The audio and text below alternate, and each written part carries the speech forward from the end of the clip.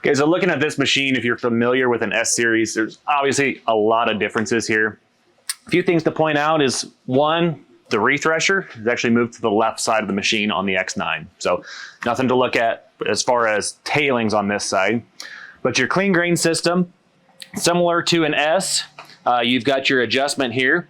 Make sure you're checking that at regular intervals, not just for the life and longevity of your clean grain chain, but also for your yield and your yield accuracy. If those paddles or if that chain gets loose, those paddles can start to dip a little bit, cause a little slip by, which can cause some yield inconsistency.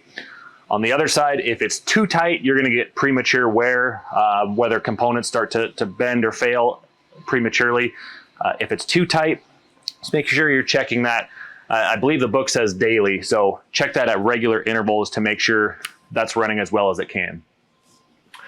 You can see this harvest bypass system has changed. So our clean grain camera and our moisture meter, make sure you're keeping that clean as well, especially if you're in wetter, stickier conditions, high moisture corn, you'll see buildup quicker in this system. So for the camera itself, opening that up, keeping that lens clean so it can see clearly at all times. You know, glass cleaner works great there.